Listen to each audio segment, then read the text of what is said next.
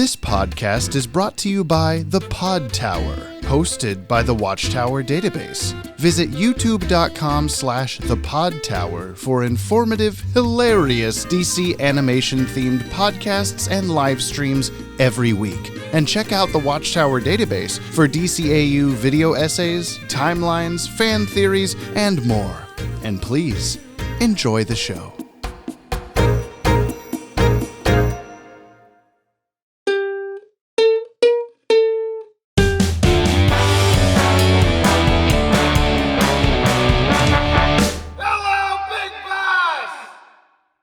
What's your favorite Jim Carrey 2000s movie, Brian?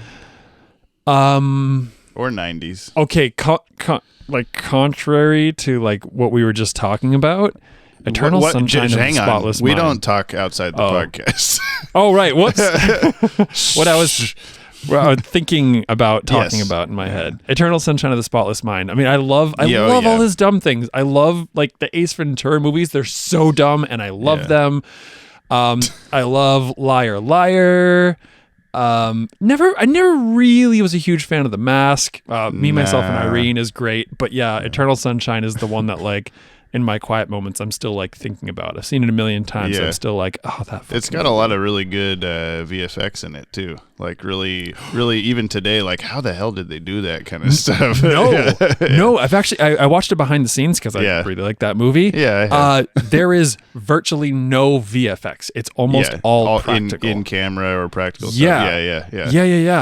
Yeah. Well, there's the shot of him running up and down the street and signs are disappearing, or in the library when that happens or whatever. It's digital, but it's very convincing and very sleight of hand kind of stuff. Yeah. And I think with the balance of the practical effects on it, setting you up with most things being in camera or practical effect, that I don't know, that the digital stuff kind of slides in a little bit easier. Yeah, you don't. Rather than a movie that's all VFX, This is movies to watch before you die. I'm Dylan.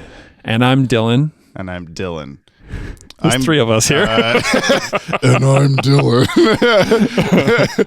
At least I am. I'm here to show my good friend Dylan the entire DC animated universe from start to finish for the very first time on this is actually Jump on the Bat-Wagon. If you were confused and you're like, what am I getting into? This is a Jim Carrey podcast? I don't think so. That's not what I signed up for. So that Dylan may view this shows the way human beings experience them in the far gone days of the 1900s. We recommend you watch today's DCAU episode before listening to this podcast to get the full experience out of our discussion at the time of this recording. Dylan, and I'm Brian. Oh. I mean 11:25 a.m. That's the time. I'm Brian. You've changed names, Dylan. The Superman the Animated Series is streaming on Max and available on DVD and Blu-ray. Those are your two dogs we must have. Yes. Today we're watching the Superman the Animated Series episode Feeding Time. Your first guess was this was Superman going to a petting zoo. Your second guess was this is Superman fighting a giant man-eating monster. I would like to say that the petting zoo was my intentional wrong guess. Right, sure. Because I had too many in a row and I had to get a wrong one out. And Dylan, do that every episode. Yeah. Yeah, you're like, I'm Dylan. I say things wrong. That's my whole shtick. It's a great shtick. This is originally aired Saturday. 9 is September, James. September 21st, 1996. 10 a.m. on Kids WB. We skipped 1 week. Again, I think that's our pattern so far is week. And unlike Batman the Animated Series, which was every day a new episode, there's 60 episodes in 1 year or whatever. This is we have I think 5 more after this before we're in 1997. We're just going week by week and then it's done. So when you say we skip a week, you don't mean that it was it aired on Monday and then we had Tuesday, Wednesday, Thursday, Friday, Saturday, Sunday, Monday, Tuesday, Wednesday, Thursday, Friday, Saturday, Sunday, and then had another Monday. It's every Monday. Yes. I think we've had this argument about what skipping a week means before. You know what, man? We're running out of ideas. We're here. No more words. We've said them all. Yeah, we really have. This is episode 90 of the podcast. Wow. Are we going to do anything special at 100? I was trying to figure out what 100 is going to be, but it's so hard to... All naked, all the time. Naked podcast. Oh, we haven't been doing that? Whoopsie. This is written by Robert Goodman. He was naked when he wrote it. I hope so. I know him, sort of. If he's listening to this, I hope you were naked. Prior to this, he wrote one episode of The Real Adventures of Johnny Quest in 1996. But he will be back many a time. Yes, you watched that? All right. Yeah, I watched Johnny Quest. Well, it's not Johnny Quest like 80s or whatever 70s Johnny Quest. It's like a 90s reboot or sequel series or something. Hard to say if I watched it or not. I definitely invested some time in Johnny Quest as a youngin'. Yeah. And I don't know which variety I saw. I hadn't heard of it before clicking on it with his name, and I'm like, The Real Adventures of Johnny, like a little bit pretentious to be like, actually, those ones did not happen. those were totally lame adventures. These are the real adventures. They're super fake and bad. This is the real ones. Yeah. I forgot to say this is a bad thing. This is the sixth aired episode, but seventh produced episode.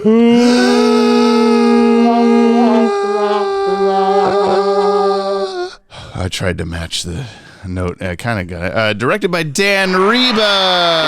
Hey, Danny boy. Music by Michael McQuistion, who previously was the composer on Be a Clown, Vendetta, I Am the Night, Christmas with the Joker, Off Balance, Harley and Ivy, Demon's Quest Part 1, Sideshow, Avatar, Riddler's Reform, and Make 'em Laugh. That's so many things. Everything should be all Dan Reba all the time. Music by Dan Reba. Animation by Studio Dan Reba. Studio Reba. Lapis Azul. Animation is by Coco/Dong Yang. Which we've talked already is the movie knows. The movie Coco. Pixar? Yes. No. Coco. Yes. It might just Coco. That was a good one. Great, by the way. That was like tearjerker for me. Oh, no, it's one that's on my list of try not to watch that again, because I was ruined at the end of like I was like bawling, like gasp crying, like I could not do it. So it was a great movie, but I don't know.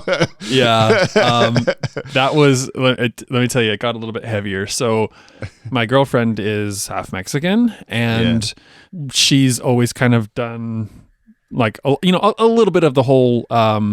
I can't remember what the shrine thing is called. Yeah, I know what you're talking about. Oh God, because I'm still trying to learn Spanish. We're white guys. Yeah, and so yes, sure are very white guys. That's the name of the podcast. But so after watching that movie, and it was like just before Dia de los Muertos. There we go. I can kind of say it. And so it was like, I've lost like, a lot of people in my life, and it was like, recently like lost a friend to cancer, and was like, hey, can we do this? And it was really nice.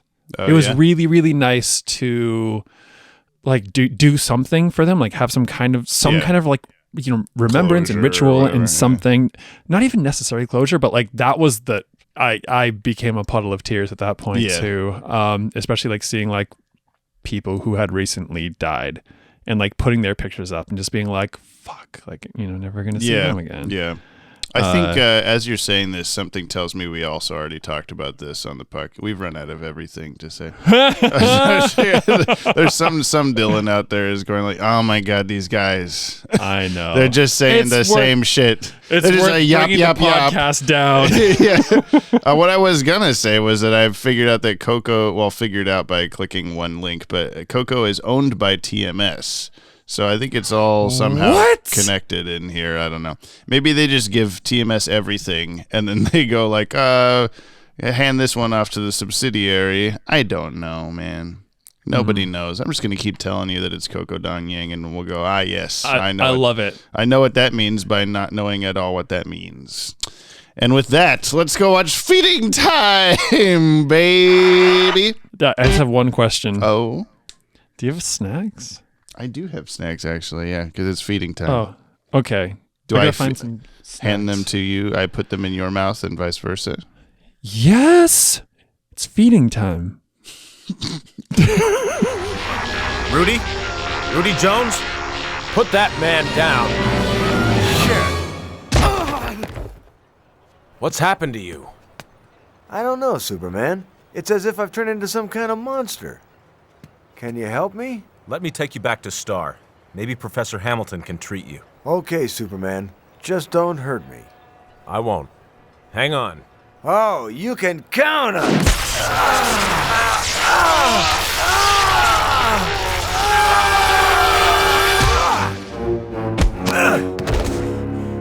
Man, what a rush! So that's what real power feels like. Good heavens! What is that? What's he done to Superman?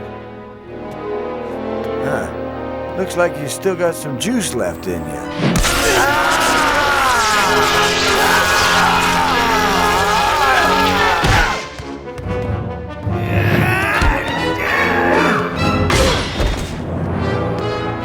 You all see that? That's the new me.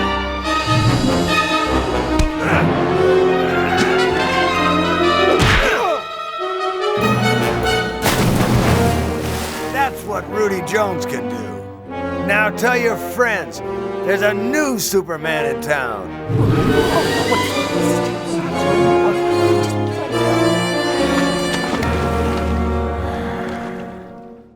Was it feeding time? It was more like sucking time. It was like touch and suck time. I don't think they could really call the episode Sucking Time and put it on Kids WB. But you never know.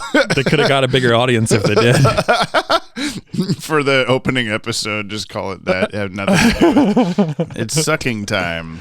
Are you sure this is what we're supposed to be watching, Grandpa? Touchy Man. Superman v. Touchy Dude. We were Touch looking Man. in the TV guide for Sucking Time, and I think I found the channel. It's way up there in like the 300s or something. It's kind of weird. That's there's a small audience for that joke, Jamie. I know. What are you drinking today, Brian? What beverage do you have? I'm drinking tea. I'm drinking some English breakfast made up in proper cuppa style. Damn. I was drinking iced black tea as well, but Okay, then now so we I'm got just black drinking tea. water. I got water here. I got double bevs. Now, you purchased these beverages with money, you would say. At some point.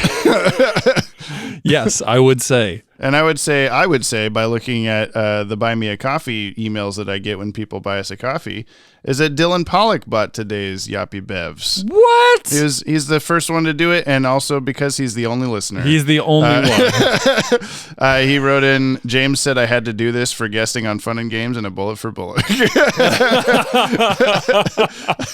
Thank you, Dylan. Thanks, Dylan.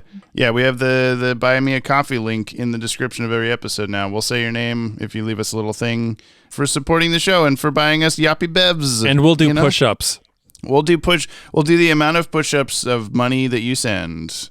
Oh, yeah. Hell yeah. Dylan bought a Yoppie Bev, so that's $5. So we have to do 5 push-ups? Okay. 1, 2, 3, 4, 5. Did you do them, Brian? What's funny is Brian and I were both off camera. We can't see what each other was doing, but I definitely did them. I did 5 push-ups. Did you count them out loud? Oh, no, I just did them. Do you want me to count? Do you want me to do them again and count? I just got a USB device not connected. What does that mean? Yeah. Means you push up so hard your USB blew. Whoa, I was so impressed by those 5 push-ups. I don't think that has any bearing on the recording, but anyway, thank you, Dylan. I really like this. I really like the idea of like having to do push-ups when people buy us coffees. That sounds excellent. Yes.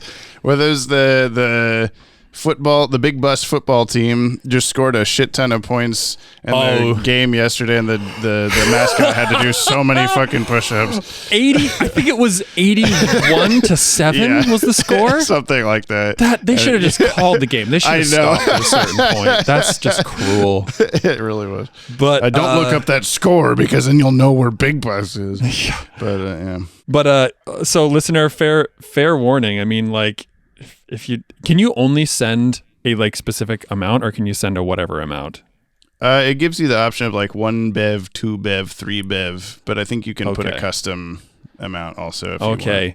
Like just saying, like, I don't know if I could do 100 push-ups. Not in one sitting. No, I have to take a break somewhere Like just now I did 5 and my arms were like, hey, you don't do this. But I think I could go further than 5. I have a thing that I've been, because like I just have been trying to be, less on social media. It's just one of those crutches that like I can just get sucked into the hole and like not do anything with my day. And so as just kind of like an additional, like, so I'm not just randomly going on social media.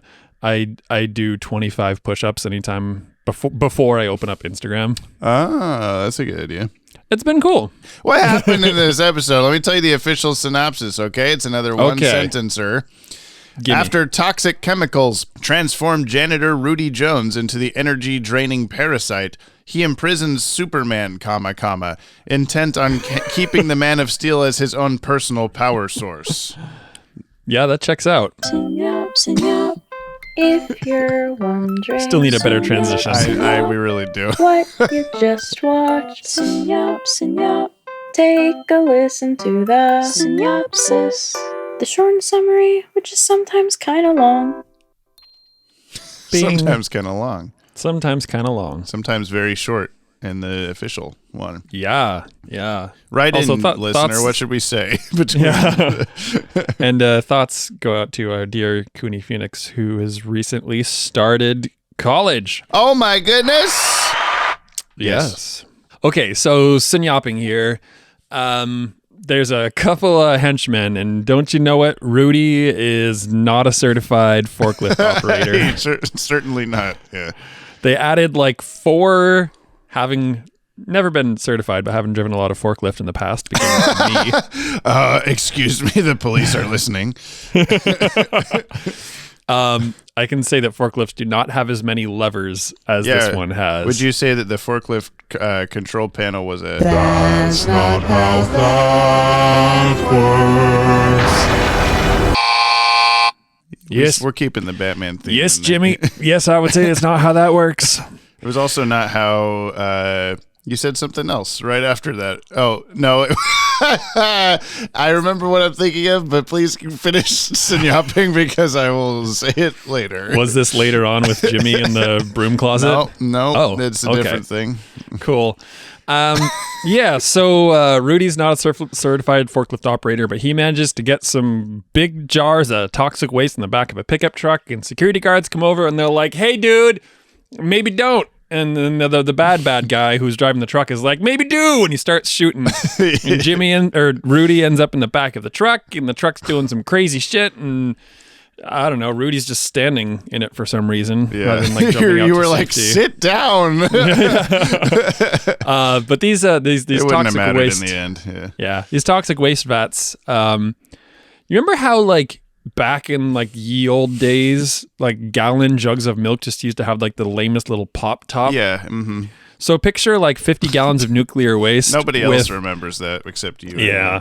But picture like 50 gallons of nuclear waste with a top that's about as secure as those old milk jar. Some real shiny grape juice things in there. There's some really shiny grape juice, and it gets spilled all over Rudy, and Rudy is like turning into Swamp Thing, and then he turns into a dude who can suck the life out of rats. Yeah, that's his one power. The end. That's all that happens. Yeah. Yeah. No. So he goes on a binge of like sucking people and just sucking animals. Yeah. And he's like grabbing people and like giving them the suck, which we've said before. We have, yeah. I'm trying to remember what character that was for, though. I don't know. Oh no, it was Cleopatra lady in Ra's al Ghul's hole, giving him the suck. Anyway, there it is. Things we've said before. Yeah, just on a repeat here. No, nothing new, no original content. Oh my god. Okay, so Rudy's the parasite. He's giving people the suck, the grab and suck. And he's like stealing powers, and it turns out he could like basically steal everything from everybody: their voices, their memories, their powers. If you're Superman, okay. Random thought: if he happened to give the suck to somebody who was like, menstruating and had really bad cramps, would he just like double over and just be like ruined? I think so. Amazing. Okay. Or he's like, random guy, I need to recharge. Shit, you had cancer. Why didn't you tell me? Stage 4, baby. I feel fine now. Yeah, it wears. The guy's like, oh my God, my cancer is cured. And then Parasite starts wearing off. Oh, that's so horrible. Oh man, why did you bring this up, Brian? Yeah, I don't know. I'm just Keep him on idiot, reserve, I guess. Oh, that they could totally cure cancer using Parasite. He would just be really like inhumanely locked up all the time to have all the cancer patients just walk through and be touched by him. And there'd be a new form of Christianity. We figured it out. Keep going, please. He heals the sick. Jesus. Jesus has returned and he's hot pink. I think that's the subtitle. Okay. Well, anyway, on this express train to hell, so Rudy manages to catch, like Parasite Rudy manages to catch Superman by making him a little weakling, and he chains him up, and he's like, I'm just gonna you're just gonna be here, and whenever I need to refuel, I'm just gonna boink you on the forehead and take your powers again. I'm gonna touch your ears. Reach in and touch your ears, and it's scary. Like at the end where he's like, I'm gonna boop your nose. Yeah. And then I booped the kryptonite. Yeah, so anyway, Superman kind of Jimmy comes to save the day because he's in a broom closet and he hears banging, and he's like, that's definitely Morse code. Yeah. And what you were like, guys work a plumber's banging on the pipes. Yeah, I should definitely someone's working in here. Oh well, and I should just move on. But you're like, no, must listen for the Morse code. Yeah, Superman hears, he's all chained up in this back room at Star Labs, and he's like, I hear Jimmy in the other room. I'm gonna tap SOS Morse code in this pipe, and then Jimmy's also, sitting. I'm an Eagle Scout. I don't know fucking Morse code. Sophomore in high school photo guy doesn't know more. Why does he know Morse code? I don't know. Embarrassing admission.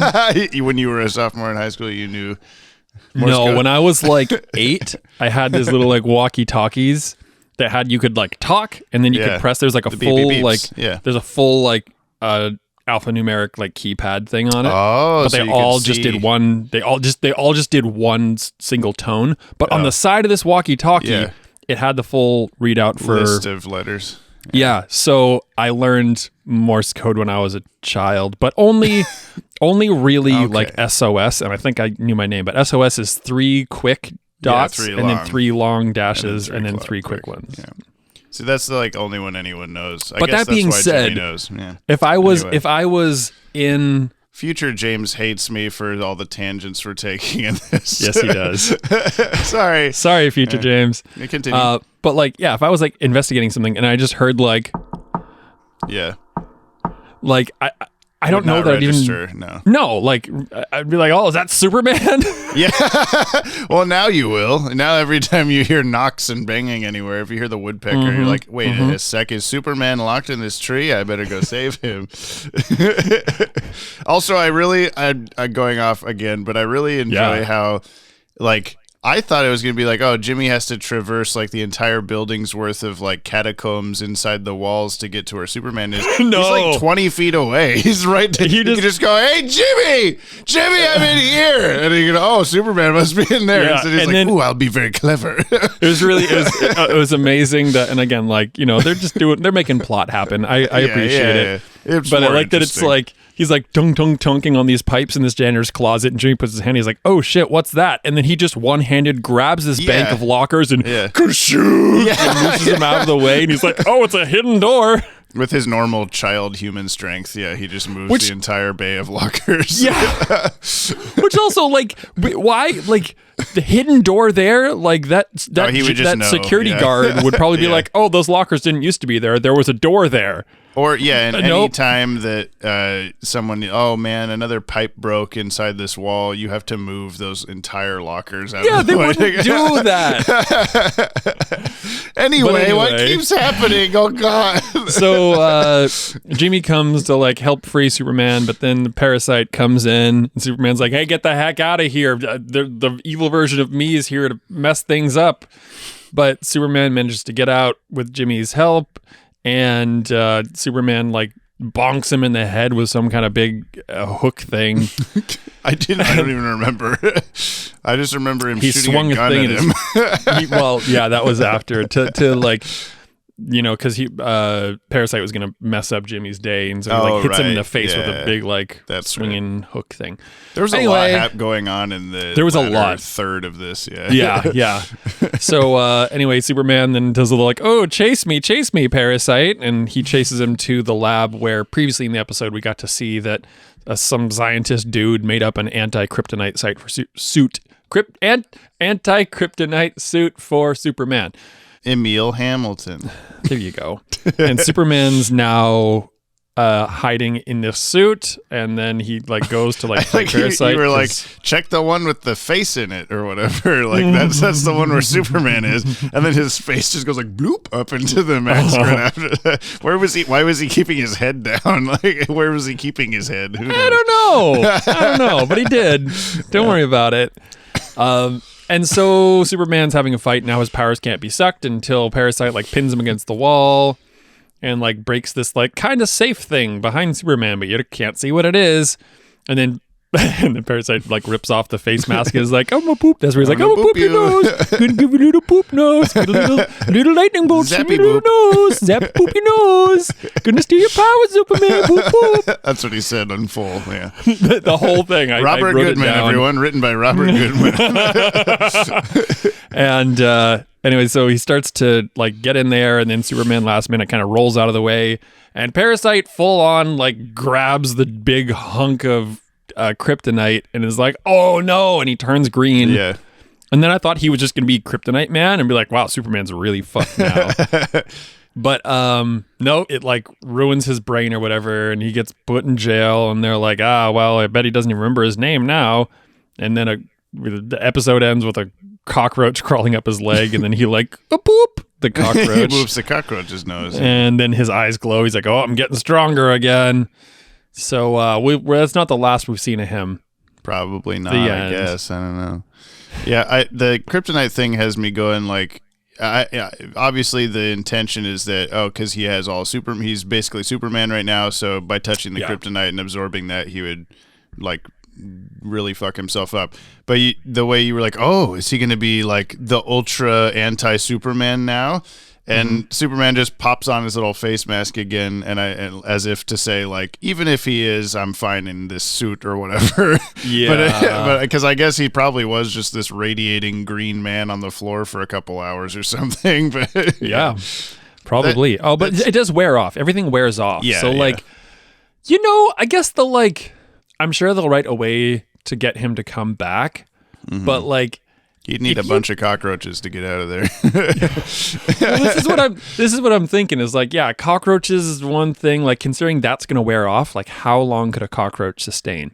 And so if your goal is just you send in the weakest person in some kind of spacesuit to like drop his food off in his cell or whatever, he's not going anywhere.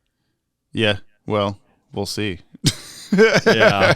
Well, I think that like, yeah, I guess it draws the question of what's his base level now? Like, has he been sunken down by the kryptonite to be like normal, unpowered Parasite Man? Well, no, that would wear off too. Oh, yeah, I guess so. I guess you're right. But he seems all brain dead or whatever until he touches the cockroach as if to be like, now I'm back. But wouldn't the cockroach juice wear off in a couple minutes? And that's what I'm saying. Like, how long would that sustain him? Yeah, I don't know. Yeah. That's why he's like, come to me, army of cockroaches. I must get back to being a normal human amount of strength. Yeah. So, I don't know what the deal is. Maybe he's going to use his cockroach power to call 6,000 cockroaches. Yeah. Caca! It's me, the cockroach. He has cockroach sonar now or whatever. That's why I think it's caca, as if they're like cockroaches are named after like they're an onomatopoeia or something like that. Cockroach, yeah. Yeah, cockroach. But anyway, I do want to say that I'm pleased, and I mentioned, I think on the last episode, that like it was cool, or not that it was cool. What am I trying to say? Keen. You're trying to say keen. I'm trying to say it's keen. I had faith that. Sorry, it took my brain a minute to reset there. You can just cut all that bullshit out. No, I'll leave it all. No. Yes, thank you. Having faith that they would find ways to make this like super unnecessarily strong, basically invulnerable person, like put him in situations where there's going to be some kind of tension. Like I cited, I think One Punch Man because it's like he kills everybody with one punch. How can you have a show? What are you gonna do? Like, they do it. Yeah. And it was really cool to see this episode being like, oh, okay, they're like getting creative and they're finding ways to. There's gonna be guys out there that can actually be a threat. Yeah. yeah. Like you've got like looming kryptonite. Okay, you got somebody that can like take Superman's powers. Like, what else are they gonna think up? And so it's cool to like, okay, like I can feel this will be something more like. Assuming the writers are creative enough, this is something with kind of like infinite, like possibilities. The first episode, the biggest threat was like big robot, and Superman just had to punch it hard enough, and then it was fine. And the Toyman stuff was almost also all just big robot that he had to punch or whatever, like some sort of just, in theory, very menacing thing to like normal people. But since Superman is there, he just punches it hard enough or heat visions it or whatever, and it's done for.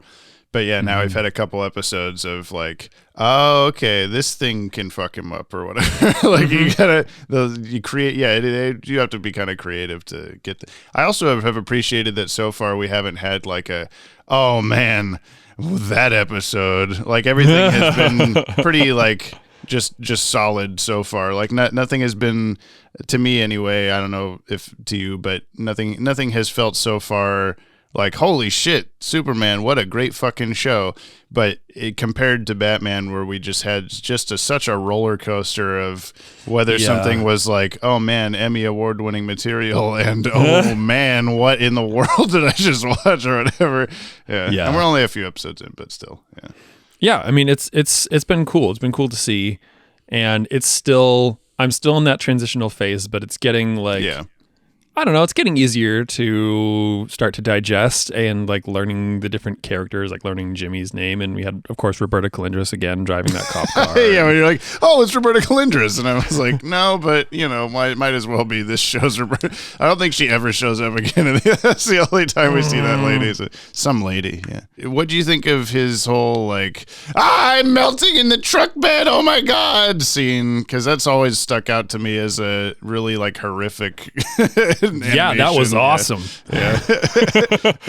it was definitely like, I didn't know, like, it looked like he was melting. There's this whole like skeleton thing where you can see like all of his teeth, so like his like cheeks and lips are gone, I guess, but he's still able to talk, so that's like peachy keen. He's like bubbling and popping and hissing and sizzling and all this stuff. He's ascending. He's becoming the Jesus he was meant to be. The hot pink Jesus. I mean, it's pretty obvious he's coming back, so it'll be really funny now to just think of him as hot pink Jesus the whole time. I kind of wanted him to just be like monotone.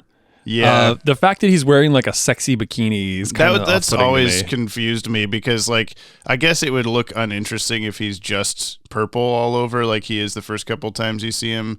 But what is that? What is this weird like Sports Illustrated string bikini thing all over his body? I thought like, okay, he's gonna come back to awake from touching a rat. And then I know he attacks the lady on the bridge, but for some reason I was thinking there was something in between that and Superman that was going to give him, like, I don't know what it would be, but just something where, he took the powers of that thing and it kind of like morphed his physical being a little bit to look more interesting. But he doesn't touch like a fucking party streamer or whatever. Like, I don't understand what makes that part happen. Okay, hot take. Looks cooler. I don't know. Hot take, and I'm going to make sure this is canon from now on. The pseudo Roberta Colindres driving the cop car. Yeah. What if she was wearing that underneath her cop outfit? Right. Cool. That's probably on DeviantArt by now, I think. I thought the animation was pretty solid in this too. It's no TMS, but it's a subsidiary of TMS maybe. Yeah, it wasn't on my mind, the animation, until I think it's after the first like commercial break or whatever. It comes back and I started noticing the Dong Yang isms in some of the fluidity of the art. Like the first act or whatever, I think might be Coco, and then the second two are Dong Yang or something like that. Like they maybe specifically took chunks of the episode, which seems so obvious to me that that's how it would be done now thinking about it. Oh yeah, if it's two animation studios, clearly they're going to take different parts of the episode. But for some reason, I always interpreted that as like they're both just working on it together, and then the cartoon is made. But like it's like two kids laying on the floor like with crayons, and they're just trying to do the same drawing at the same time. They're trying over top of each other. Yeah. No, we're not drawing Batman anymore. It's supposed to be Superman. Doesn't have ears on his head. Stop. Yeah. Pink guy doesn't need a string bikini. It's fine. Just color it in. No, he looks so much better with the bikini. Yeah, that's why it happened. We figured it out. But it was the first third of the episode or so. I was thinking like, oh, this looks a little bit stiff. Like when the Superman hears the fire happening in the janitor place.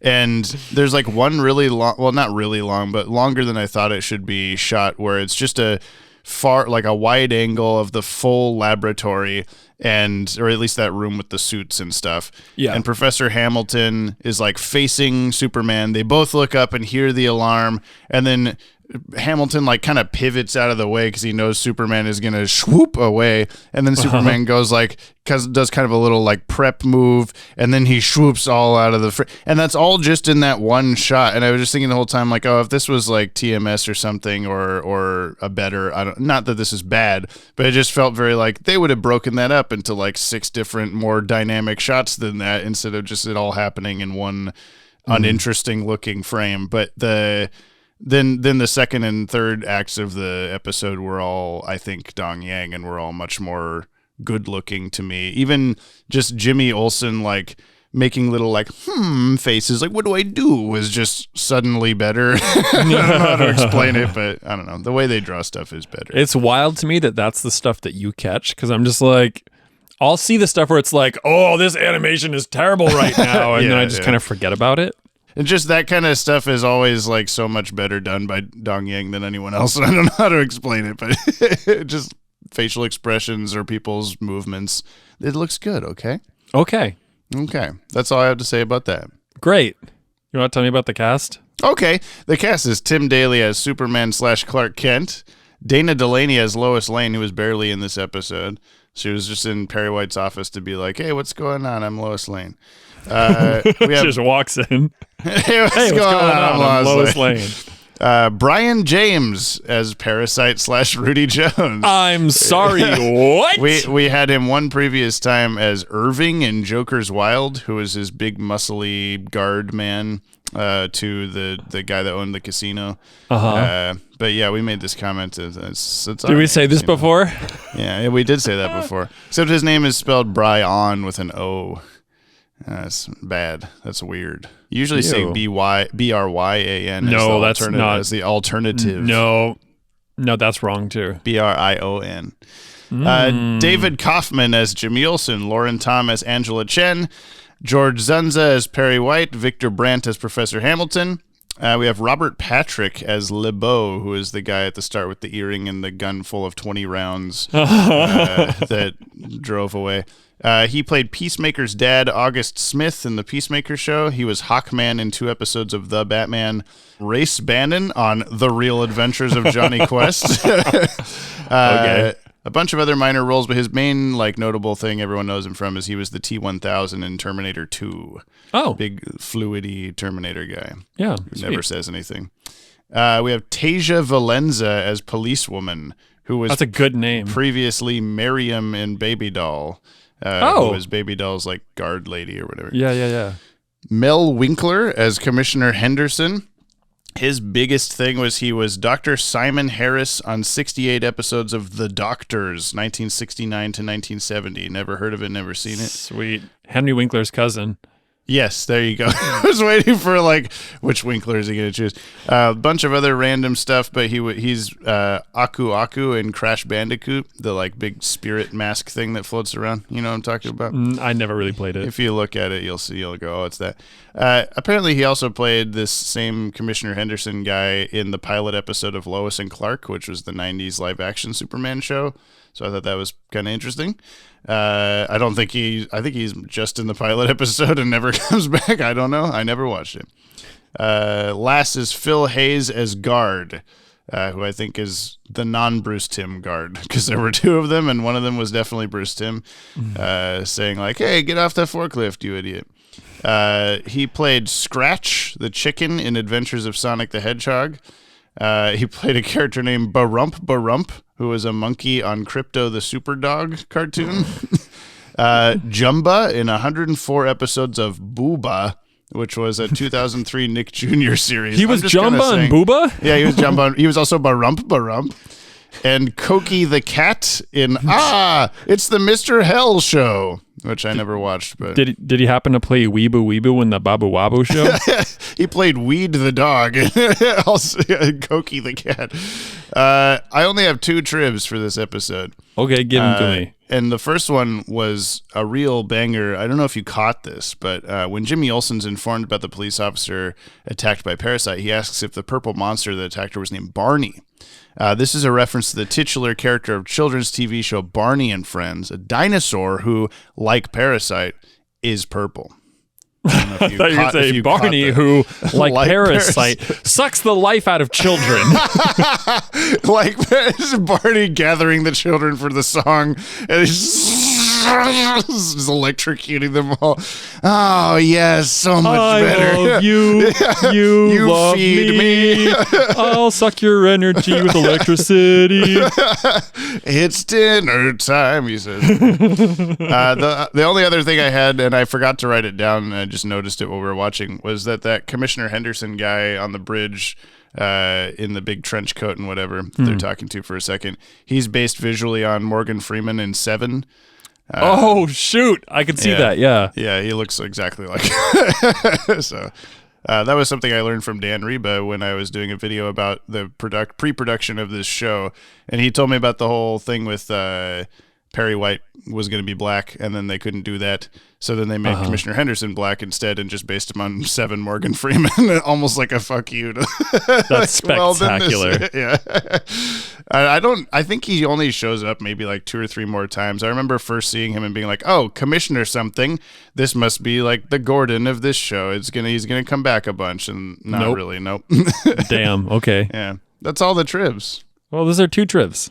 Those are 2 trivs. I know I had some more stuff to like say about this. The thing that I was laughing at for way too long. Oh yeah, was Superman grabs a pipe out of the wall. Oh, and he sprays the fire. He sprays the fire out with the water, and then he just closes his hand and crunches off the end of the pipe, and it stops. And you just said very casually, "That's how I stop peeing." And I was just sitting there giggling for so long. Like, and then you said, "I've only peed once." It was so stupidly funny. I spent the next 2 minutes of the episode trying to stifle laughter. God damn it. You're welcome. So glad I'm done peeing. Crunch! And I never peed again. Well, wait. How do you do it? I don't know. I kind of want to explain it. I don't know. You had to be there. Okay, sweet. I'll be right over. Handful of shots in this that every episode so far, I think I've said once or twice, like in the intro. Hey, it's from the intro. Yeah. This was Superman going through the flames? Yeah, walking through the flames. And then there was another one I didn't say, but when Parasite's first grabbing him and they're all blue and electricity and the camera kind of swivels around and Superman punches him out of the way. That's in the intro too. I think at first I was mad about that because I was like, not as cool as like a Batman's original intro where it's completely unique and new and whatever. And I still would prefer something unique, but it sort of makes sense in my head that if they're coming off the heels of Batman and they got to like convince people to watch this show or whatever, to show them like, here, check it out. He's totally going to fight Parasite. He's going to walk through fire. Oh my God, look, he's fighting the guys in the sky. The things are exploding. Oh, Lex Luthor's so mad. Like, look, these guys are going to be in the show. Check it out. You got to watch this. Dude, I feel like still just make some like bespoke like intro. Yeah. Why not? Yeah. Come on. Like use this as a chance to like really just show him, yourself. express yourself with the Supermans.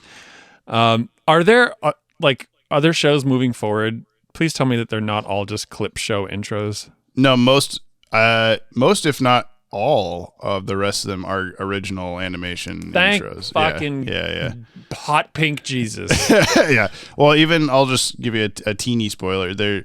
Eventually the Batman show that comes next and Superman start overlapping, and Kids WB would start airing them as like in a programming block together. The new Batman Superman Adventures, like not the name of any of the shows, but just that's what it was called on TV or whatever. Mm-hmm. But that specific programming block had a unique Batman and Superman intro animation. But I think it's only on the DVDs. Like you can find it on YouTube, but like it's never included with the shows as like an option to watch it. What? It's really dumb. Like so there's no HD version of that you can find anywhere. That you have to just hope. Yeah. That's dumb. That's real dumb. But I'll show it to you, and I know on the DVDs at least you can, when you hit like play all on the episodes, it'll ask you like, which intro do you want, bro? And I always choose that one because it's way cooler.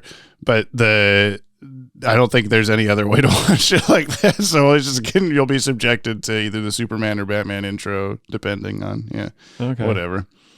Oh, we have a second instance of some horrible thing is happening to Superman, and meanwhile, Clark Kent is also experiencing a very similar affliction, and no one catches the fact that Superman's been missing for a week now. Hey, and wait, so how's Clark?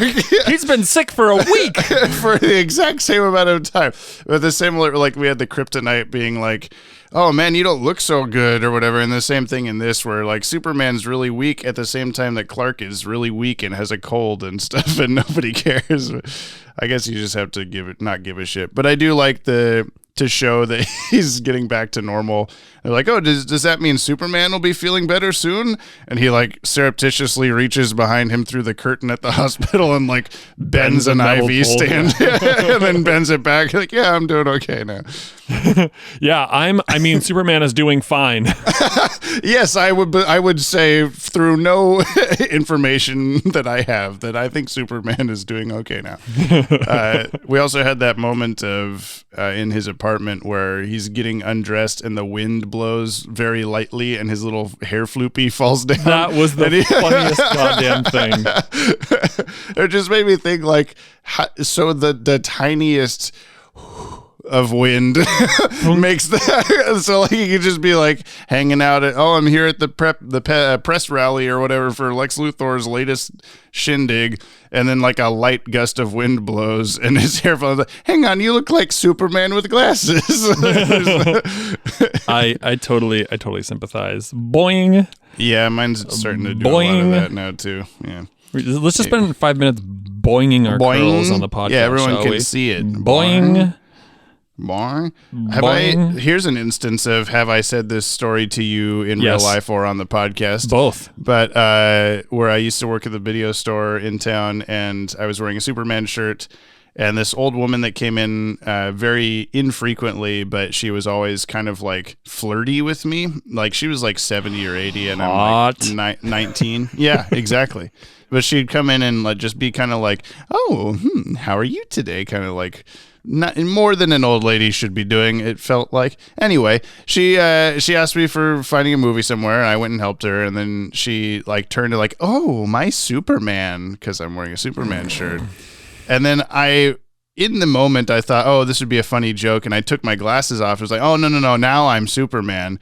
And then she kind of goes like, oh. And I just went like, oh shit, and put them back on.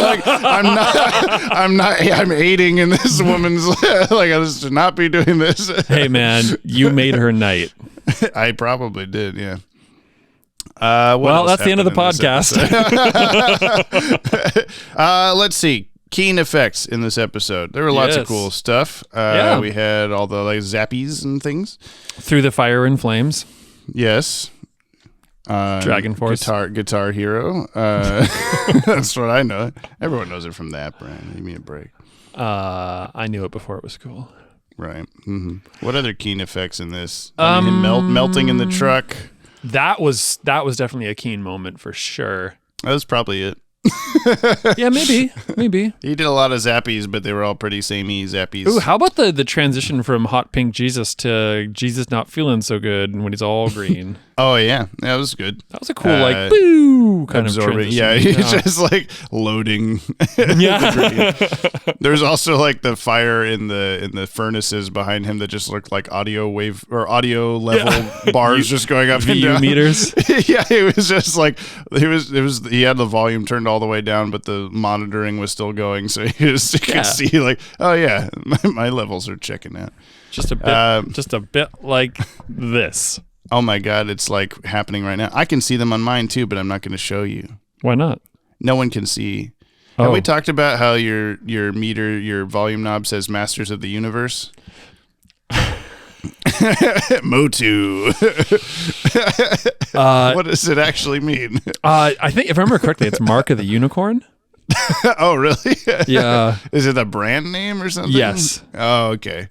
These books are hip hop, Brian. I'm typing. Okay, it's hip hop. Yeah, Mark of the Unicorn. It's a company. I would also say hip hop. Yeah, the audio level's going. He was in the furnace. Just some beatboxing. We just couldn't hear it. Yeah. Yeah, hip hop. I did really like his. Oh man. Thank goodness you're here, Superman. I've been turned into a monster or something. Can you help me? That was a pretty good fake out, wasn't it? Yeah. The Superman being the like just, stoic Boy Scout man is just like, of course I'll help you. Like, come with me. Okay. I feel like his visuals didn't match his voice acting at that bit. Yeah. Because it was like angry eyebrows. He had this like really angry. He's like, of course I'll help you. Yeah. Just looking really stern. Default angry eyebrows. We also got some more like close-up eyeballs of Superman have scleras in this episode. You would notice that. Looking at stuff. I would, okay? I didn't. Baldness hierarchy, a.k.a. balderarchy. We're just going to keep doing this, and all the bad guys are going to be bald. The end. That's the joke. Parasite. Parasite. His the hair end. got all burnt off. Well, and also, Parasite, we had... it was real shiny and smooth. Yeah, it was so shiny. What was his face at the start? His friend was also like a shaved head, buzz cut kind of haircut. Like a scar on his face, I think. Yeah. Show he's a bad guy. It's Parasite, though. What's the name of this episode? Feeding Time. Time to write down Parasite as the answer to feeding time. Okay. And then we do the top 10. Is this going on the top 10? I mean, it has to. It has to. Why do I keep asking that as if I don't know? Because we're building the top 10 for Superman. I'll put it at 3, I think. You still like it more than the Toy Man? I just saw that you put a little pizza hoe as my number 2. Yeah, so we both have Last Son of Krypton as the top still. Little piece of pie, fun and games. Little piece of fun and games. I feel like, I mean, it was good because like the story, and it had this a bit more weight of like, oh no, like Superman's like pretty fucked. Yeah. What are we gonna do? So I think it's a little more gripping than fun and games. Yeah, and Toy Man is just kind of like, I'm a guy. Yeah. So are we in agreement here? I think so. So far we have the same top 10s. Feeding to me. You wrote closing and time. I put closing time because I'm hilarious. Okay. I think that's all we have to say about this episode. It was pretty good, I guess. Yeah. Yeah? It was good. It was I good. liked it. Jamie, before we do mail things, we didn't mention on our previous at the intro, the start of this podcast. What? That's it. Yes. All right. Sinya. Oh, that's not the right song at all. We didn't. Time for mail. Sinyap. But yeah, we're recording this much, much earlier because I'm going to be gone on Wednesday through Sunday. Because, there's some people that we usually get stuff from that have not sent them in yet. Not that I ever expect anyone to. You don't have to do shit, okay? You just have to listen to this podcast, and that's it. But if you don't hear your mail now and you have sent it in before Wednesdays, which is usually the cutoff for that, we'll just read it next time, okay? Okay, deal. Let's do a slightly longer mail, I guess. This is all Brian's fault. Yes. He has to go to do juggling things or something. He has to be a circus dick. Anyway, all right. I'll play a song now. And then I'll tell Brian what the name of the next episode is, and he has to guess what it's about. We drop What we drop? our weekly yaps Oh yeah, those. into the comment box. There sure was a lot. Now Jamie's mad. Too bad we're all At least I am. just Dylan Pollock. That's how I stop weeing. You just stop. That's amazing. You just stop, yeah. I figured this out, Brian. It's shorter now. If you want to reach out to us like the fire hand at the end of the Cat in the Claw Part 2, you can send an email or a 60-second voice message to batwagonpod@gmail.com or leave a comment on today's episode on the Podtower YouTube channel. But please do not spoil anything past this episode for Brian. Sweet. The end. So About half as succinct. long as what I usually say. This is from Kyle. Kyle. Episode 90. Hey, James and Brian. It has taken me just over a month to listen to all 88 podcast episodes. As I mentioned in my review, I really enjoy that was the review last time. Thank you. I really enjoy the chaotic energy this podcast has to offer while covering a subject I love so much, the DCAU. Having consumed so many episodes in a short time, phrases that become recurring gags in the show have become a part of my everyday speech. One that kids seemed to really enjoy was "Get Up on the Hydra's Back." Oh, my kids, these kids. I eventually played them the song that was used in the podcast, which they loved, and just for fun, I made a version with their voices, which they thought was amazing. Really, it's attached. Really enjoying the S-Test rewatch so far. Feeding Time continues the trend of connected storytelling, which only goes better as the series and universe continues. Stay Yoppie. P.S. I am Canadian. Kyle. Do we have a Canadian list going? I don't have a Canadian counter. I'm sorry, Okay. Kyle. But where in Canada? We can't possibly start one. Yeah, tell us. Oh, by the way, Jessica's stepmom might be, or is definitely going to Canada on a trip in I don't know, a couple of weeks or something, and said that she'd bring me back some yop.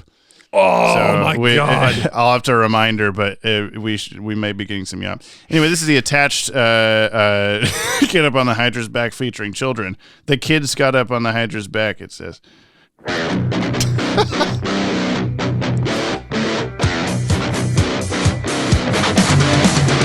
Get up on the hydra's back. Get up on the hydra's back. Just expecting the screaming. Get up on the Hydra. That's great. Oh, man. That's better than I could have imagined. That caught me off guard so much. That's amazing. Well done. Well done. Thank you, Kyle. All right, Dylan Pollock has to follow that up. Put that big bowl of slop out. It's feeding time. It's time for the thoughts of the week from Dylan Pollock on feeding time, or yummy, yummy, yummy, I've got rats in my tummy. It's very nice, Professor Hamilton. Just I gotta rewind. God damn it, Dylan. I've noticed he's started editing out his pauses so that he can say more in the 60 seconds worth of time, but it doesn't give us any reaction time. We just have to wait, don't laugh. We have to hear the next thing. Okay. My tummy. Love it. So it's very nice that Professor Hamilton just makes him a new suit at the beginning. Professor Hamilton is just a nice guy. Which moves on quickly to Rudy, who is not such a nice guy. There's a couple things wrong with Rudy here. Why is Rudy ever sitting in the trunk and not sitting up front? Because we don't have that beat where the other guy's about to leave him behind, he just hops in the back with him or anything. We just sort of cut to him being in the back. So I feel like that would have helped just make that make sense, although it's not really needed. What we do get out of it, that initial parasite transformation, is super cool looking and probably a little scary for a kid. Also, going back to Rudy first draining the rat, I would have loved it if before he drains the cob, he just make some sort of noises like that or something. Do we have any explanation where Rudy gets his little Lilu Dallas Multipass fifth element outfit from? 'Cause he just sort of has it. That's totally what it is. It's we were both thinking it, but we couldn't describe it. Yeah. Oh my God, it totally is. He absorbed Mila Jovovich off camera. We did not see it happen. Yeah. This Multipass fifth element outfit from, because he just sort of has it. One thing I don't like is we need that super cliche ending for this episode where he doesn't remember that Superman is Clark anymore. But you know what I do like? The question of the week. James's favorite part. Guys, how many licks does it take to get to the center of a Tootsie Pop? It doesn't matter. I just eat it. I I'm think gonna say like someone did figure it 300. out. How many? It depends on how does... wet's your tongue. You know what I'm saying? Wow. Did you say 300 and it's 300? It's 364. Nice. A student study by Purdue University concluded that it took an average of 364 licks to get to the center of a Tootsie Pop using a licking machine, which I gotta get one of, never mind. While it took an average of 252 licks when tried by 20 students. The licking machine, that's how I stopped peeing. Lucas Javier. Feeding time. This episode has a few sorry, Lucas. Hang on a sec. I mentioned on Dylan's. He said the thing about like, why was he in the back of the truck? I thought that too, and my hunch was just that when the guards are shooting back or whatever's happening, things are exploding. I don't know. He's like back there to try to secure the tanks, and then the dude just drives away before Rudy is like really in the truck. He's just kind of like, he would have left him behind had he not been standing in there already. Yeah. So if only Rudy hadn't got in there at all, he wouldn't be Parasite. We could all be so lucky. Anyway, Lucas, feeding time. This episode has a few potential Yopisode titles. Bonsoir, Brarasite and Parasites, I guess, and Juperman. To another edition of this is Lanola Cola. I don't know how to not say your name. If you don't want me to say your name, I guess it's too late. Feeding time, or I've got Superman in my cellar. Underwearing, power-stealing, flying purple people toucher. Whoa. The S stands for submissive. Our new Superman is a parasite. And Parasite's origin story. Those are all really good. Yes. This episode is now one of my favorite STS episodes so far. But before I gush about Ours what too. I liked. Top 10. Yeah, so far. Yeah, it's on the top 10. Let me nitpick on this detail. Martin LeBeau's pistol. Yeah, I can't get over the fact that he can fire a semi-automatic pistol at a rate of fire that could rival full auto guns. And the fact that it is apparently a firearm with infinite ammo. The rapid firing animation to start the episode was just silly looking, and I'm not sure if the pistol is meant to be using caseless ammunition or if the storyboard animation studio forgot to have it eject spent bullet casings. I mean, maybe not forgot, but just would be too much work or something. I don't think guns have ever really done that. Maybe the Tommy guns did. And now on to what I liked about the episode. Rudy Jones / Parasite, his transformation via the Star Labs vat of chemicals, feels like a more gruesome but still safe for kids version of Matt Hagen becoming Clayface. Yeah, you made a Clayface comparison as well. Sure did. He didn't get it poured down his throat, though. We see the chemicals burn him while he screams in agony, and his purple visage is a bit terrifying. Visage? Who knows?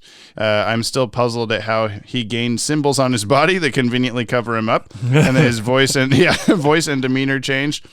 He started out like Lenny Small of Mice and Men, meek and a bit slow, then became Willem Dafoe as Green Goblin in Sam Raimi's Spider-Man, extroverted, mad, and with power. Yeah, he really quickly I'm an evil guy now, and exacting vengeance for himself. The fact we also get an immediate follow-up from the previous episode is also keen, showing off that we currently aren't going to deal with random air dates where continuity is messed with.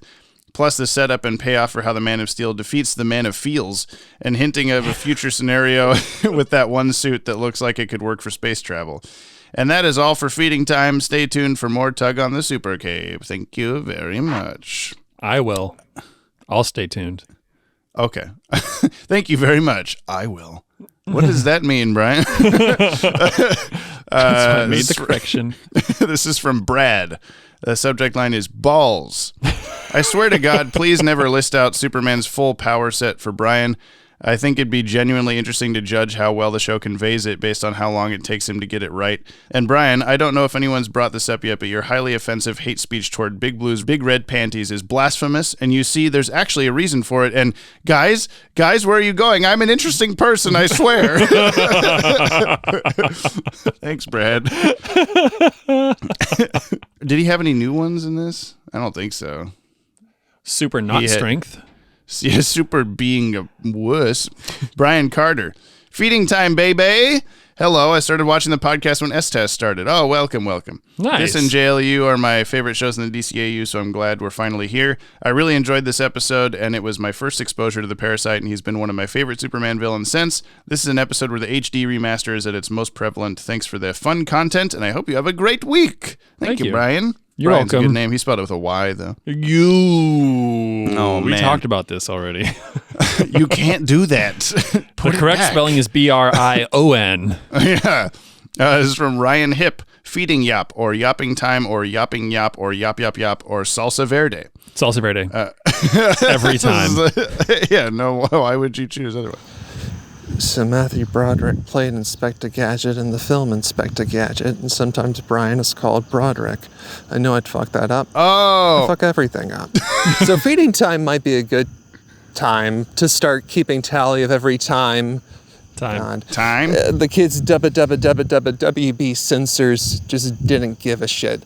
Like, there's a lot of moments like that over these few kids' WB shows, but that Parasite transformation is just so fucked with the screams and the body horror.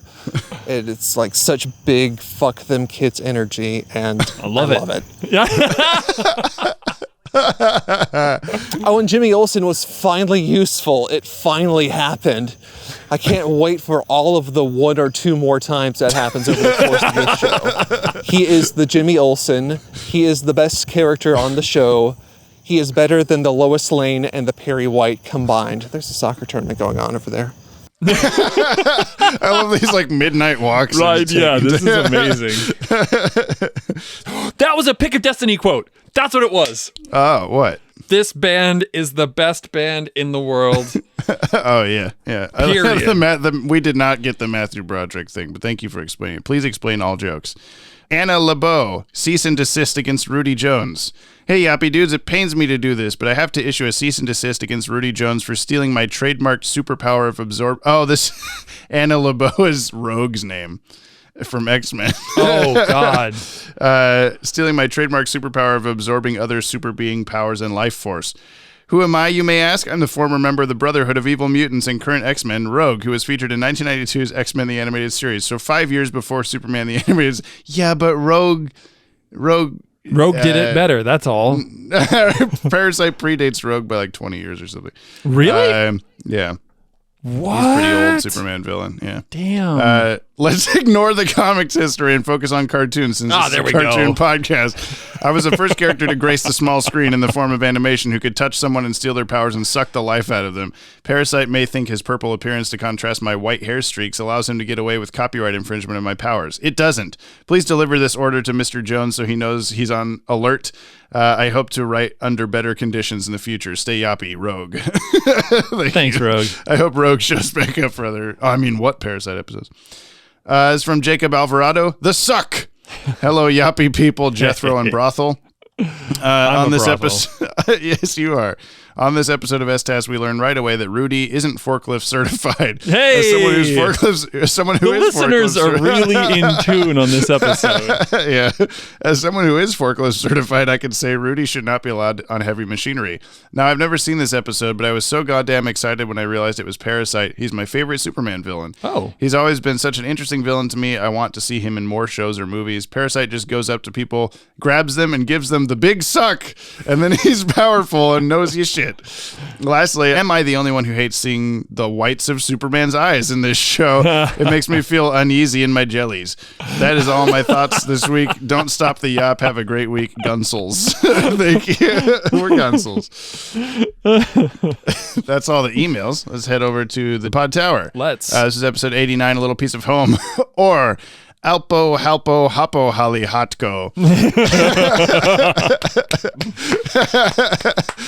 First try was not expecting. Jack of the Cards. I've done it. I've caught up. Do I understand any of the podcast lore? No, but I get the jokes, and that's what matters. I've never seen any episodes of S-Task, so I'm glad I can watch along with Pajama Sam and Bug Boy and Dylan. Man, I'm glad you guys post on Fridays. One less thing to keep track of during my senior year. Also, Lois getting Clark chicken soup is adorable. That's all. Stay Yoppie. Thank you, Jack. I can stay Yoppie. Scrudge. Why did Clark have a tan suit at the end of feeding time? Whack. That's true. We didn't mention that. Derek the Bloke. I've decided on a gimmick because everyone needs a gimmick these days. What song did this episode make me think of? Home by Edward Sharpe and the Magic Zeros. Magnetic. It's about it says magic. Is it magic? I don't know. Hold on. Holding. And the Magnetic Zeros. Oh, well then, Derek. Is there a magic one? Or maybe it's just like an autocorrect. Yeah, who knows? It's about loving your home, and it might hurt you from time to time, and home is wherever I'm with you, which relates to Clark being in a new home. Wow. That's cool. List from LexCorp Cares. Hi, Jake and Blake. Just here to clear up a few things. 1. Mercy is not a henchwoman, but is our senior coordinator of the henching team. 2. At one point, you imply that the purpose of the Green Rock was to defend against Superman. This is not true. Mr. Luthor is just really interested in geology. It was very mean of Superman to throw Mr. Luthor's favorite rock into space. 3. The dinosaur reacted to the door because Mr. Luthor is dedicated to inhabiting the role of a dinosaur. It's this dedication to realism that makes prehistory come alive for the children of Metropolis. Hoping your day is Lextra fun. LexCorp. I'm going to vote for this guy. Jarlid97, as someone who studied classics and archaeology in college, the action sequences of this episode are some of the most stressful shit in the entire DCAU. Like, seriously, Clark, did you really need to destroy the priceless ancient cup too, or to break the entire mammoth skeleton? Was that necessary? What about the Aztec spear and shield? Come on, man. Yeah, I agree. That was very weird.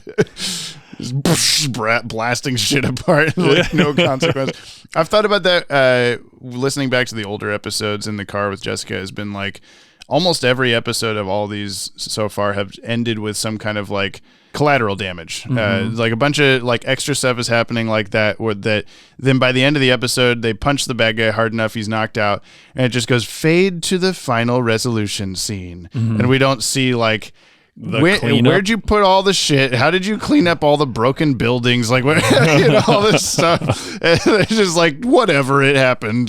Don't worry about it. This happened this time, too. It's like, there's a big kryptonite man in my office.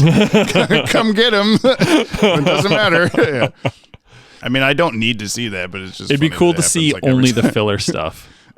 Like it'd be cool that like when that security guard drops Jimmy off in the like janitor room, whatever, that like rather than following Jimmy, it follows the security guard, and he goes and sits back at a desk for time for my ham sandwich. You hear stuff blowing up, and the security guard's like, "Should I go in there?" Jimmy hailing a cab to get there in the first place. Yeah, 3 passing by because he's 15. And should I stop for that kid with the camera? I don't know. Is he the only photographer at the newspaper? Maybe. Yeah, I guess so. Ronish, 1996. This is the one who was this? Autism in Comics? Autism in Comic Books, yes. This is the one time I give permission to read my comment in a mediocre Aussie accent. As long as you say Aussie correctly. Aussie. Well, I didn't, so I'm not good. Someone has to explain to Brian the existence of pink kryptonite in the comics that turns Superman gay. Yeah, there's a bunch of different colors of kryptonite. Does a bunch of weird stuff to him. But we don't ever, I'll just tell you now, we only get the green one in the cartoon. There's pink gay kryptonite? There is, yeah. There's like red that turns him like evil. There's blue. There's pink. All sorts of stuff. Also, in fact, someone did say kryptonite in this episode before Lois did in the previous scene where Hamilton gives him the lead case for it. Oh, we just both missed that completely, I guess. Oh. I think it's funnier if they didn't. It's canon now that nobody said that. I don't know if this comment is too long already, but I'd love for Brian to read Superman versus Muhammad Ali and discuss it on the pod at some point if possible. Yeah, it was like a late 80s comic where he boxes Muhammad Ali. Yeah.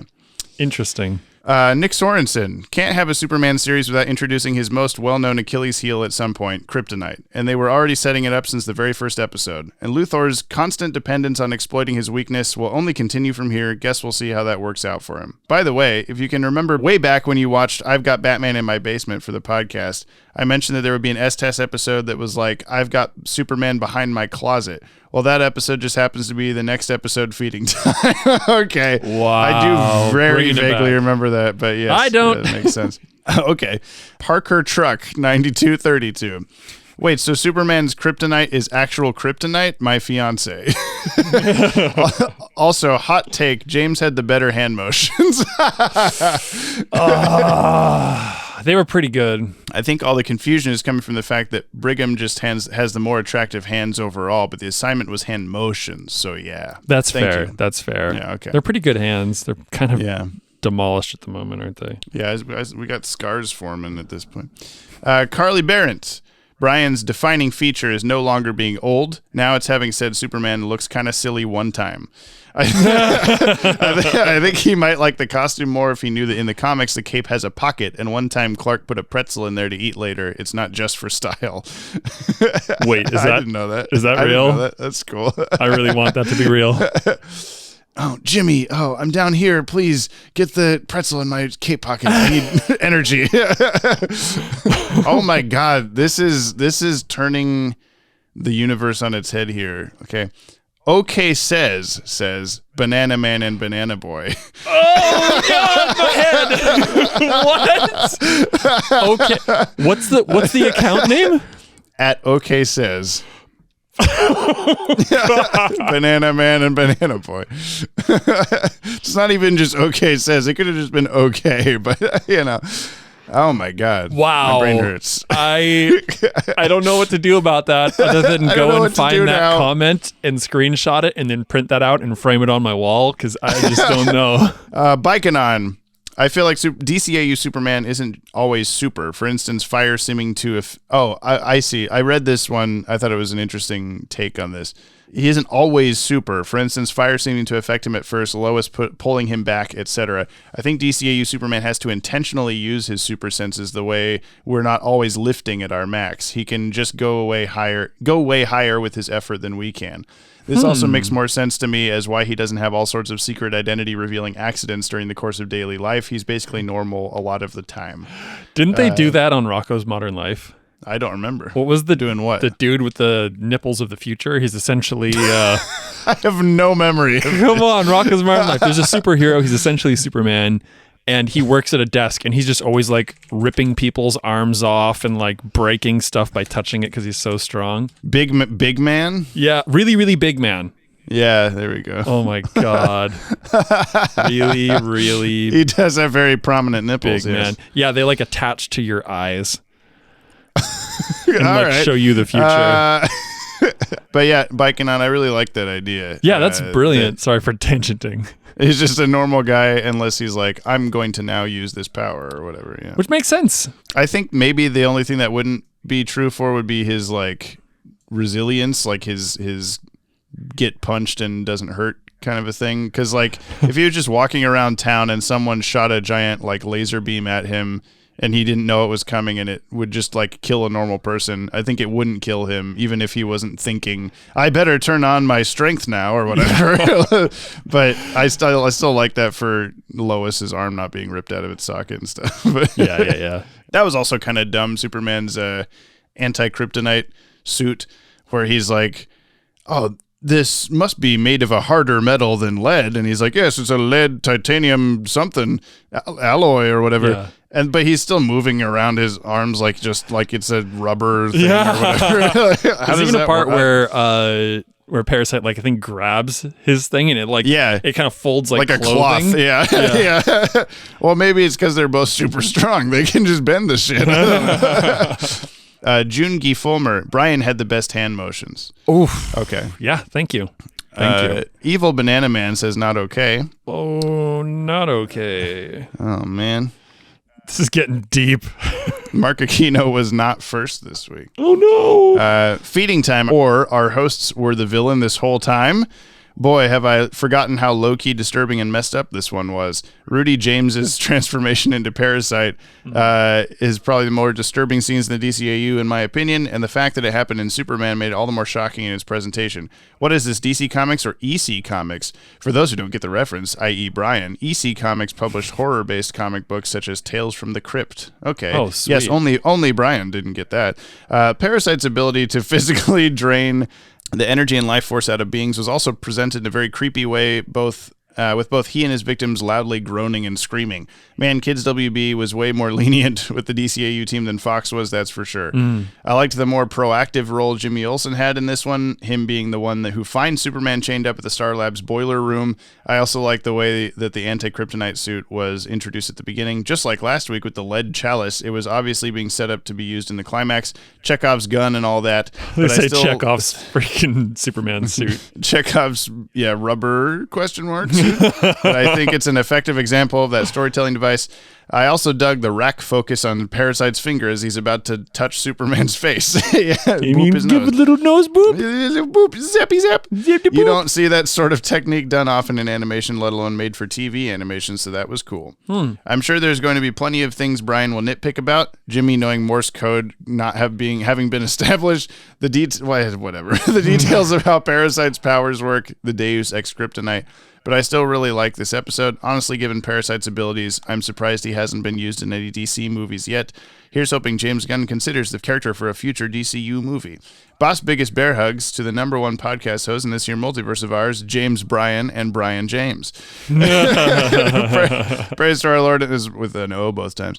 Praise to our Lord and Savior, Dylan Pollock. Keep up the great work on your own podcast. Remember to tell Gab that she rules. Likewise to all his loyal disciples, all the names, and of course all the awesome sauce listeners of this Yoppie community of ours. You're all the absolute best. Don't you ever forget that. Why do I get the feeling that Evil Banana Man is going to be the Yop Tower's new co-host? So they're looking for one. They sure are. I liked the newest episode that was called like Sloppy Joe's, and I thought they were going to reveal that Joe was the new co-host, but should get Joe in there.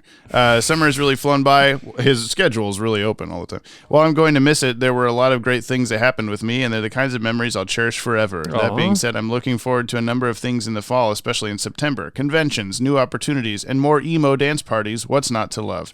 What are you all looking forward to this fall? Until next week, big ol' whoosh! I just flew away. I'm looking forward to not teaching marching band for like the 4th year in a row, which has been really nice. Yeah, that's about it. I liked teaching marching band a lot, but I was getting pretty unfortunate situation and all sorts. I don't need to talk about it anyway. Yeah, I'm looking forward to Wednesday when I head off to Kindle Northwest. Yeah. The fire spinning festival that I help make happen.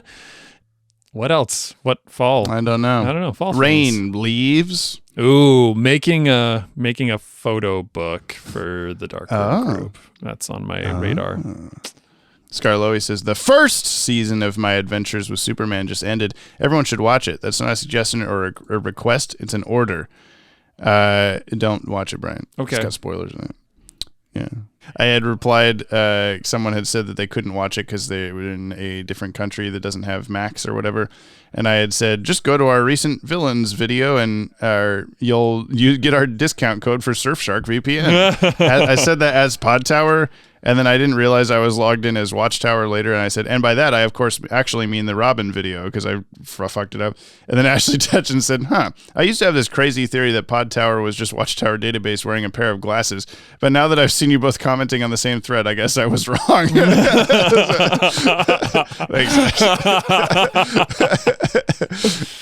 all right, that's the podcast. Sweet. That's where we're done here. Okay, bye. Next episode is called The Way of All Flesh. You want me to say that again? The Way of All Flesh. All right, thanks for listening, everybody. Brian has no fucking idea. He's looking at me with the most confused face. The Way of All Flesh. There, yeah, you got it. Down. Yeah, just over time, gravity and wrinkles, and you just sag. It's just sag. Oh yeah, it's just about. My answer is sag. Man. The Flesh. He's super strong and super naked. How do we do this now? We don't know what to do. Not like we did before. I said all this shit and then we rambled for 30 seconds and faded away. Yeah, but that's now we're the like way. Without the rambling. We just need to ramble. If you'd like to if you want to listen to the podcast, please listen to the podcast. And if you'd like to leave us an email to email us. And that's it. And don't forget to send us coffees and make us do push-ups. Send us coffee for our health and your entertainment. Yes, our health of drinking coffee and doing push-ups. And then going, oh, why did I do both of these at the same time? Yeah, we have to, there's a cup with a straw. Every downs, we had to take a sip, and then every up. I could make that. I can make that work. Yeah, let's do it together. Yes. Okay, you can push up right underneath me. I'll do the push-ups push-ups. On each other's hands. I'll do the push-ups, and you I'll drink the coffee. Yeah, sounds good. I like that a lot. All right, let's get out of here. Okay, big old whoosh. Big old whoosh. We'll keep him here until a special cell is completed at Stryker's. He's been like this ever since his fight with Superman.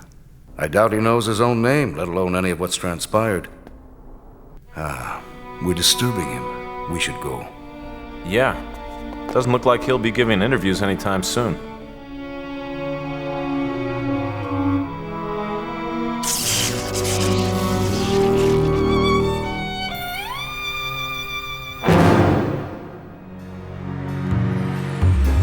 Jump on the Bat-Wagon is hosted by the Watchtower database. Subscribe to our YouTube channel for DC Animated Universe videos on a regular basis. This podcast is edited and produced by yours truly, James Strecker. Musical themes by Kimmy, Cooney Phoenix, Viltsu, and of course, my smooth co-host, Brian Brother Broderick Manili. To buy us a Yoppie beverage and hear your name read in a future episode, or to nab yourself a Yoppie Dude t-shirt, please visit the links in today's show notes. And thank you for supporting the show. You can hear more on today's DCAU episode by checking out our friends over on the DCAU Review and Timm Talk podcasts. Please leave us a 5-star review on your app of choice. You'll damn well hear it read on the show.